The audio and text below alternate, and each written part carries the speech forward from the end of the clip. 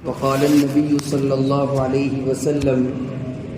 من صام رمضان إيمانا واحتسابا غفر له ما تقدم من ذنبه ومن قام رمضان إيمانا واحتسابا غفر له ما تقدم من ذنبه ومن قام ليلة القدر إيمانا واحتسابا غفر له ما تقدم من ذنبه أو كما قال النبي صلی اللہ علیہ وسلم۔ انتہائی ادب و احترام کے لائق دینی اور ایمانی بزرگوں، معزز سامعین، عزیز ساتھیوں، رمضان المبارک اللہ تعالیٰ کے فضل و کرم سے ہمیں نصیب ہوا، اور بالکل آج شام میں رؤیت ہلال کمیٹی کے اعلان پر اس مہینے کا جو ہے اختتام ہوگا۔ اگر آپ چاند نظر آ جاتا ہے تو یوں سمجھ لیجئے کہ آج کا دن اس مہینے کا آخری دن ہے اور ایک طرح سے یہ مہینہ مکمل ہو گیا ہے۔ رمضان المبارک جس کی بڑی شان ہے اور جس کا بڑا مقام ہے، اس مہینے کی شان اور اس کی عظمت اور اس کی بلندی کا اندازہ اس بات سے لگایا جا سکتا ہے کہ اللہ رب العزت نے اس مہینے کا تعارف اس طرح فرمایا ہے سورۃ البقرہ کے اندر، بسم اللہ الرحمن الرحیم، شہر رمضان الذی انزل فیہ القرآن ھدی للناس وبینات من الھدی والفرقان۔ رمضان المبارک کا تعارف اس طرح اللہ نے بیان کیا ہے کہ رمضان کا مہینہ جس میں قرآن کو اتارا گیا، اور پھر قرآن مجید کی ایک سورت، مستقل ایک سورت، الگ سے ایک سورت اللہ نے اتاری، سورۃ القدر۔ اس کے اندر بھی اللہ تعالیٰ نے فرمایا کہ ہم نے اس کتاب کو شب قدر میں اتارا، اور شب قدر اس مبارک مہینے کا حصہ ہے۔ اور اس کتاب کے بارے میں اللہ نے کیا فرمایا کہ کیسی کتاب اللہ نے اتاری، ایک ایسی کتاب اتاری ہے جس کے بارے میں فرمایا ھدی للناس، جو پوری انسانیت کے لیے ہدایت کا ضامن ہے، پوری انسانیت کو رہنمائی کرنے والی کتاب ہے۔ ایسی عظیم کتاب جس کے بارے میں اللہ نے فرمایا وَبَيِّنَاتٍ مِّنَ الْهُدَى وَالْفُرْقَانِ،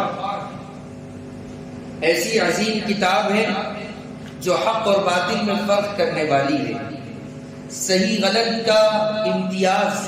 اس کا فرق ہمیں اس کتاب کے ذریعے معلوم ہوا ہے۔ روئے زمین پر بے شمار مذاہب ہے، ان کے عقائد ہیں، ان کے افکار ہیں، ان کے نظریات ہیں، ان کے خیالات ہیں، ان کی خواہشات ہیں، لیکن قرآن مجید کی ایک ایسی خصوصیت ہے جو تمام مذاہب پر، تمام ادیان پر غالب یہ کتاب ہے۔ اور اس کتاب کی شان اس لیے اتنی بڑی ہے کہ یہ کلام اللہ ہے، یہ اللہ کا کلام ہے، اور اس کتاب کے نزول کا مقصد ہی انسانوں کو اندھیروں سے نکالنا ہے، انسانیت کو ظلم سے آزاد کرانا ہے، انسان کو انسانیت سکھلانا ہے۔ اس مقصد کے لیے اس کتاب کو اتارا گیا ہے۔ یہی روئے زمین پر یہ واحد کتاب ہے جو نکاح اور زنا میں فرق سمجھاتی ہے، صحیح اور غلط کا فرق سمجھانے والی کتاب ہے، سود اور تجارت کا فرق ہمیں اس کتاب سے معلوم ہوا ہے، صحیح غلط کا فرق ہمیں اس کتاب سے معلوم ہوا ہے، حلال و حرام کی تمیز ہم اس کتاب کی وجہ سے کرتے ہیں، کیونکہ یہ اللہ کا کلام ہے اور اللہ نے نبی رحمت صلی اللہ علیہ وسلم پر اتارا ہے اور کہا ہے کہ اس کتاب پر جن جن باتوں اس کتاب کے اندر جن جن چیزوں کا جن باتوں کا حکم دیا گیا ہے اس پر عمل کرنا ہے، اور جن چیزوں سے اس کتاب میں روکا گیا ہے اس سے رکنا ہے۔ اس کتاب کی بڑی شان ہے، بڑی عظمت ہے، کیونکہ یہ اللہ کا کلام ہے۔ جب کوئی بندہ اس کتاب کو پڑھتا ہے تو گویا وہ اللہ سے باتیں کر رہا ہے، فرشتے اس کی اس تلاوت کو سنتے ہیں، اور حتیٰ کہ کتابوں میں آتا ہے کہ اس کے پڑھنے کی انداز کو دیکھ کر خوش ہوتے ہیں، اس کو چومتے ہیں، اس کے قریب آتے ہیں، کیونکہ یہ اللہ کا کلام ہے۔ اللہ کا کلام ہے، دنیا کے انسانوں کی لکھی ہوئی کتاب نہیں ہے، نہ کسی نے اس کو لکھا ہے، یہ تو اللہ کا کلام ہے جو اللہ نے اپنے محبوب نبی پر اتارا ہے۔ تو اس ماہ مبارک کی شان یہ ہے کہ اس میں قرآن مجید کو اتارا ہے۔ ایسا مبارک مہینہ، بس چند گھڑیاں اس کی رہ گئی ہے، چند لمحات اس کے باقی رہ گئے ہیں، یہ مہینہ ختم ہو جائے گا۔ اس مہینے کی رونقیں، سحر و افطار کی رونقیں، تہجد کے جو ہے روح پرور مناظر اور عبادتوں کا ایک ایسے مناظر اب ختم ہو جائیں، وہ مزہ، وہ کیفیت اب باقی نہیں رہے گی۔ لیکن ہمیں کیا کرنا ہے؟ جب یہ مہینہ ختم ہو رہا ہے، اس کی گھڑیاں مکمل ہو رہی ہے، تو ہمیں اپنا محاسبہ کرنا ہے، اپنا جائزہ لینا ہے، اپنی جو ہے کیفیات کو دیکھنا ہے۔ تو یہ مہینہ ختم ہونے کو ہے، اور آج اس مہینے کا آخری جمعہ ہے، جمعۃ الوداع جسے کہا جاتا ہے۔ عرف عام کے اندر، ہمارے ماحول میں کیا بلکہ پوری دنیا کے اندر رمضان کا جب آخری جمعہ آتا ہے تو بہت ہی اہتمام سے منایا جاتا ہے، اور خاص طور پر عالم عرب کے اندر بھی اس کا جو ہے طریقہ ہے کہ جمعۃ الوداع کو بڑے اہتمام سے منایا جاتا ہے۔ ایسا نہیں ہے کہ یہ آخری جو جمعہ ہوتا ہے رمضان کا اس کی الگ فضیلت ہے، ایسا نہیں ہے۔ جیسے رمضان کا پہلا جمعہ ہے ویسے ہی آخری جمعہ ہے، اس کی عظمت اتنی ہی ہے۔ آج کی جمعے کی جو اہمیت ہے کہ رمضان کا جو پہلا جمعہ تھا اس کی بھی وہی اہمیت ہے، لیکن رمضان المبارک کے آخری جمعے کی اہمیت بڑھ جاتی ہے، اس لحاظ سے بڑھ جاتی ہے کہ رمضان کا آخری جمعہ ہے۔ جب کوئی چیز آخری ہوتی ہے تو اس کی تھوڑی اہمیت بڑھ جاتی ہے، اب یہ ختم ہو رہی ہے تو اس کا احساس بہت زیادہ ہوتا ہے۔ اب مثلا اگر ہم کسی کے پاس قیام کیے ہیں، اپنے عزیز کے پاس، اپنے دوست کے پاس، جس سے جو ہے ہمیں بے پناہ محبت ہے، ایسے دوست کے گھر میں ہم رہیں یا اس کے پاس رہیں، جب جدائیگی کا وقت آتا ہے، جب ایک دوسرے سے الگ ہونے کا وقت آتا ہے، اور کل جو ہے صبح میری فلائٹ ہے، مجھے جو ہے چلا جانا ہے، تو پھر آج کے دن کی کیفیت الگ ہو جاتی ہے۔ بار بار یہ احساس ستاتا ہے کہ مجھے کل یہاں سے چلے جانا ہے، اب یہ دوست کی ملاقاتیں نہیں رہے گی، اس سے گفتگو کرنے کی جو ہے کرنے کا موقع نہیں ملے گا۔ اسی طرح جب رمضان کا آخری جمعہ آتا ہے تو پوری امت مسلمہ کے تمام افراد کو یہ احساس ستاتا ہے کہ رمضان کا آخری جمعہ ہے۔ رمضان المبارک تو پورا کا پورا انوار و برکات سے بھرا ہوا ہے، اس کے اندر نفل پڑھ لی جائے تو فرض کے برابر ثواب ملے گا، ایک فرض کا ثواب 70 فرض کے برابر ملنے والا ہے، ایسا مبارک مہینہ ہے۔ پھر اس میں جمعے کا دن اور فضیلتیں بڑھ جاتی ہیں۔ جمعے کا دن تو عام مہینوں کے اندر بھی فضیلت رکھتا ہے، حتیٰ کہ بعض لوگوں نے لکھا ہے کہ جمعے کے دن کی اتنی بڑی فضیلت ہے، بلکہ بعض لوگوں نے تو اسے عید کہا ہے۔ جمعے کی بڑی شان ہے، جمعے کی فضیلت کا اندازہ اس بات سے لگایا جا سکتا ہے کہ اللہ تعالیٰ نے مستقل ایک سورۃ الجمعہ اتاری ہے، اور اس کے اندر جمعے کی شان کو بیان کیا ہے، ایمان والوں سے خطاب کیا ہے۔ بسم اللہ الرحمن الرحیم، یا ایھا الذین آمنوا اے ایمان والو اذا نودی للصلاۃ من یوم الجمعہ، جب جمعے کے لیے اذان دی جائے، جب جمعے کے لیے بلایا جائے، پکارا جائے، تو تم کیا کرو؟ اذا نودی للصلاۃ من یوم الجمعہ فاسعوا الی ذکر اللہ۔ سعی کا مطلب کیا ہوتا ہے؟ دوڑنا۔ فاسعوا الی ذکر اللہ، تو تم دوڑو اللہ کی طرف، نماز کی طرف، بیان کی طرف، خطبے کی طرف، جمعے کے اعمال کی طرف۔ اور آگے اللہ نے فرمایا کہ وَذَرُوا الْبَيْعَ، خرید و فروخت کو چھوڑ دو، تجارت کو چھوڑ دو، دکان کو بند کر دو اور اللہ کی طرف دوڑو، اللہ کے ذکر کی طرف دوڑو۔ جمعے کا دن تو عام مہینوں میں بھی بڑی فضیلت رکھتا ہے، لیکن امت مسلمہ کا اور ہمارا یہ المیہ ہے، ہر جگہ کا یہ حال ہے کہ جمعے کے دن اتنی کاہلی اور سستی ہوتی ہے، جبکہ اس امت کو جمعہ جیسی عظیم نعمت دی گئی، اس امت کو جمعہ جیسا عظیم جو ہے ایک تحفہ دیا گیا، جس میں مجمع سے خطاب کیا جائے، جس میں امت کو حق اور باطل کی تعریف امت کے سامنے رکھی جائے۔ ایک ایسا عظیم تحفہ امت کو اللہ رب العزت نے دیا ہے، لیکن امت جو ہے اس کی قدر نہیں کرتی۔ کتنے ہی ایسے لوگ ہیں جو جمعے کے دن خطبے میں آتے ہیں، جبکہ جمعے کے دن خطبے سے پہلے جو اردو بیان ہوتا ہے یہ ہمارے لیے بڑی نعمت ہے کہ جو باتیں خطبے میں ہمیں سمجھ میں نہیں آتی ہے، ہم اس کو خطیب کے بیان کے ذریعے سمجھیں گے، اس کی وضاحت کے ذریعے سمجھیں گے۔ لیکن دیکھیے شہروں میں، گاؤں میں،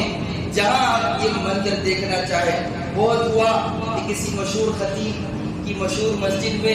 لوگ جو ہے بھر جاتے ہیں خطیب کے آنے سے پہلے، لیکن اکثر مساجد کا یہی حال ہے، جمعے کے ساتھ ہم لوگ بڑی جو ہے اس کے ساتھ جو ہے اس کا جو مقام ہے وہ مقام اس کو ہم نہیں دیتے۔ تو میں یہ بتا رہا تھا کہ جمعے کے دن کی جو فضیلت ہے وہ عام مہینوں کے اندر بھی وہ فضیلت رکھنے والا دن ہے، فضیلت والا دن ہے، لیکن جب رمضان میں جمعہ آ رہا ہے تو پھر اس کی فضیلت اور بڑھ جاتی ہے، اور پھر رمضان میں جمعہ، اور پھر رمضان کی جمعوں میں آخری جمعہ، اس اعتبار سے اس کی اہمیت بڑھ جاتی ہے۔ ورنہ احادیث مبارکہ کے اندر اور جو ہے کتاب اللہ کے اندر ایسی کوئی بات نہیں ہے کہ جمعۃ الوداع کی اپنی الگ فضیلت ہے، ایسا نہیں ہے۔ اور پھر جمعۃ الوداع کے بارے میں بات آئی ہے تو میں یہ بتاتا چلوں کہ لوگوں نے من گھڑت باتیں اس کے اندر جو ہے پھیلائی ہے کہ جمعے کے دن، خاص طور پر جمعۃ الوداع کے دن 2 رکعت نماز پڑھ لی جائے، 4 رکعت نماز پڑھ لی جائے تو عمر بھر جتنی نمازیں چھوٹی ہے سب کی قضا ہو جائے۔ جبکہ اگر کسی نے فرض نماز چھوڑی ہے تو پھر اس کی قضا یہی ہے کہ اس فرض نماز کو پڑھا جائے۔ اگر کسی نے کئی نمازیں چھوڑی ہے تو اس کو ان تمام نمازیں پڑھنا ہوگا۔ کسی کی اگر سمجھیے کہ 100 نمازیں چھوٹی ہوئی ہے تو وہ ان 100 نمازوں کی تلافی یہی ہے کہ 100 نمازوں کی قضا کی جائے۔ ایسا نہیں کہ 4 رکعت نماز پڑھ لے، فلاں صورتیں پڑھ لی جائے تو پوری عمر بھر کی جو قضائیں ہیں، جو نمازیں چھوٹی ہے اس کی قضا ہو جائے گی، یہ بہت غلط بات ہے۔ تو آج کا یہ جمعہ اس لیے اہمیت رکھتا ہے کہ رمضان المبارک کا آخری جمعہ ہے، اور پھر ہمیں یہ جمعہ اس وقت ملا ہے کہ یہ رمضان المبارک کا آخری جمعہ اور آخری دن ہے۔ ہمیں یہ احساس ستانا چاہیے کہ یہ مبارک مہینہ ہمیں عطا کیا گیا تھا، اس مہینے کے اندر ہم لوگوں نے روزہ رکھا، تلاوت کی، تراویح پڑھی، اور ہم لوگ جو ہے ہر قسم کی برائیوں سے بچتے رہے۔ میں نے خطبے میں جس آیت کا انتخاب کیا ہے اس آیت کے انتخاب کا مقصد یہی ہے، اس کا ترجمہ یہ ہے۔ اللہ تعالیٰ نے فرمایا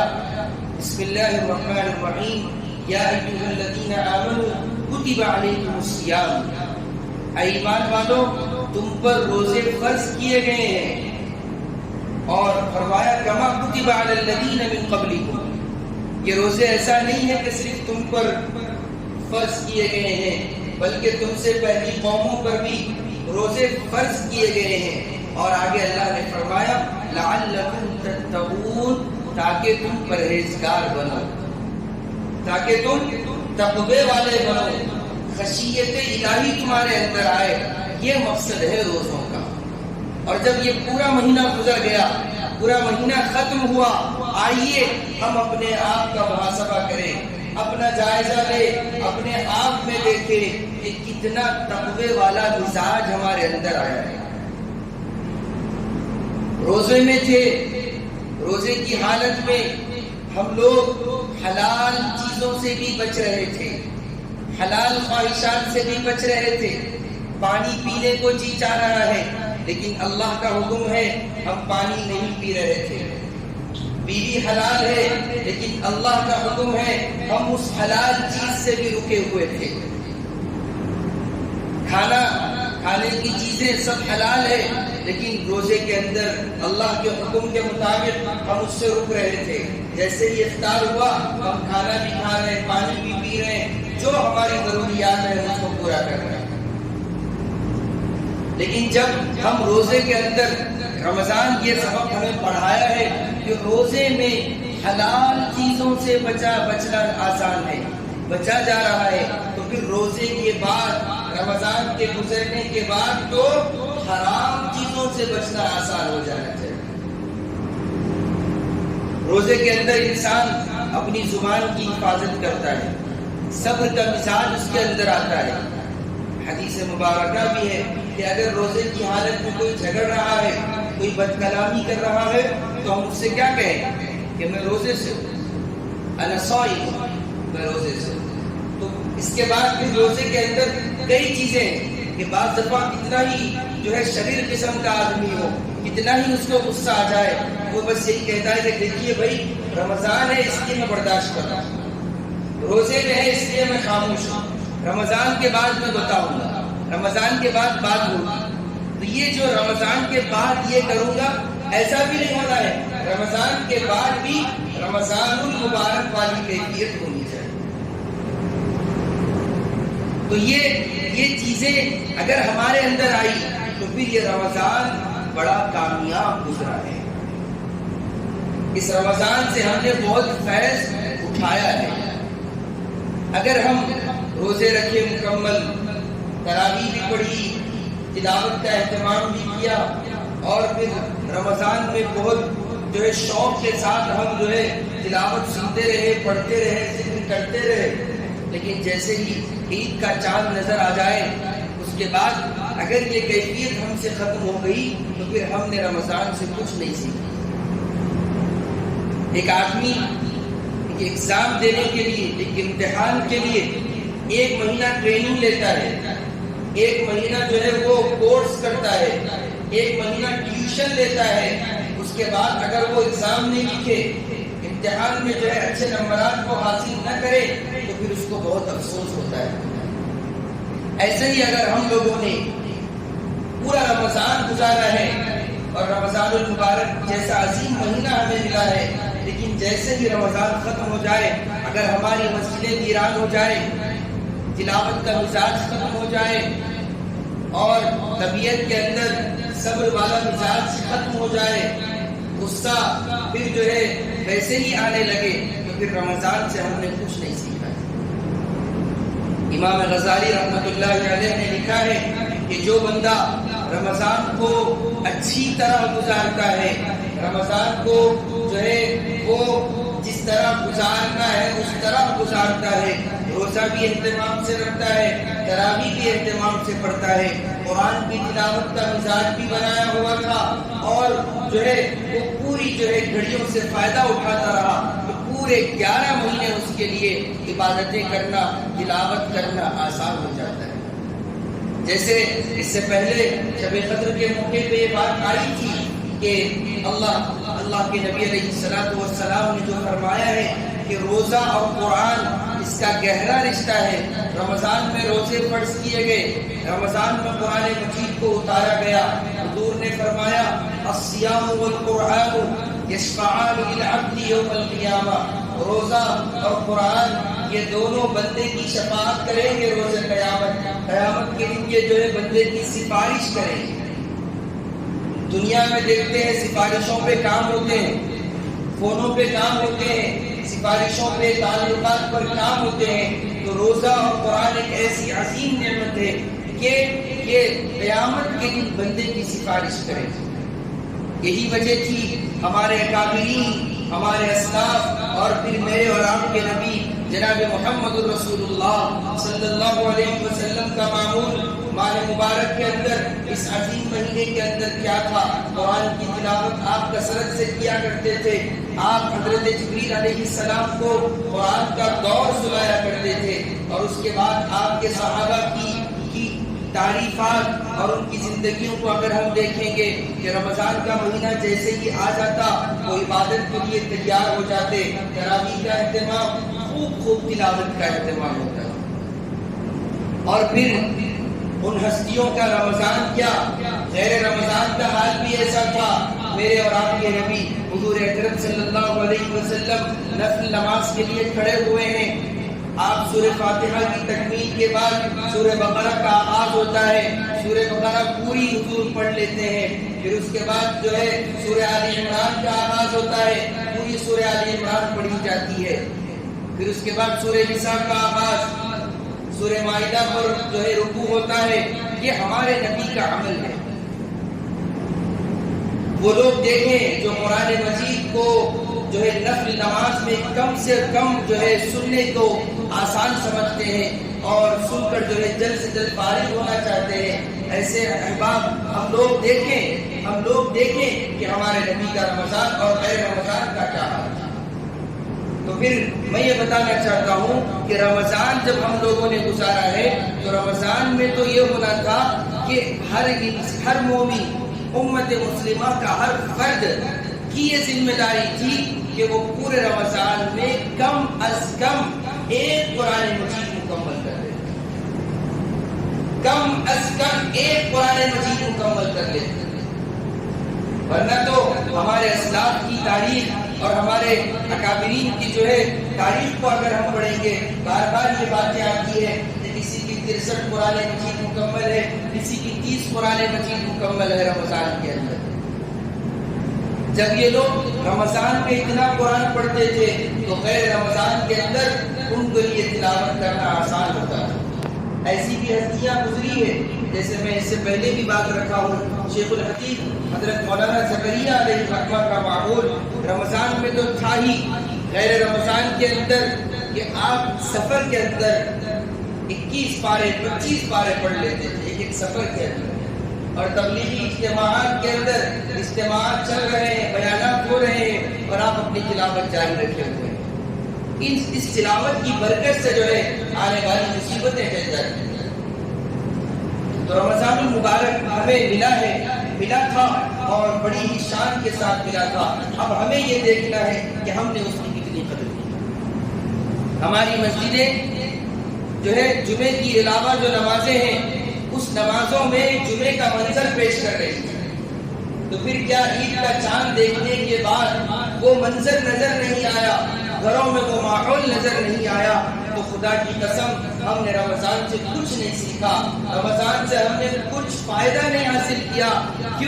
کیونکہ ماحول کے اندر کام کرنا بہت آسان ہوتا ہے۔ میں تو کہتا ہوں رمضان میں تہجد پڑھنا بہت آسان ہے، رمضان میں تراویح پڑھنا بہت آسان ہے، روزہ رکھنا بھی بہت آسان ہے، کوئی مشکل کام نہیں۔ گھر کے سب افراد شہر میں اٹھے ہوئے ہیں، سب لوگ نماز پڑھ رہے ہیں، سب لوگ تہجد پڑھ رہے ہیں، اٹھنے کا کوئی مسئلہ نہیں ہے، اور افطار کے بعد جو تمام جو اعمال ہو رہے ہیں سب لوگ مل کر رہے ہیں۔ تو یہ ہم لوگ ایک طرح سے ٹریننگ میں ہیں، اور ٹریننگ کے اندر کام کرنا بہت آسان ہوتا ہے۔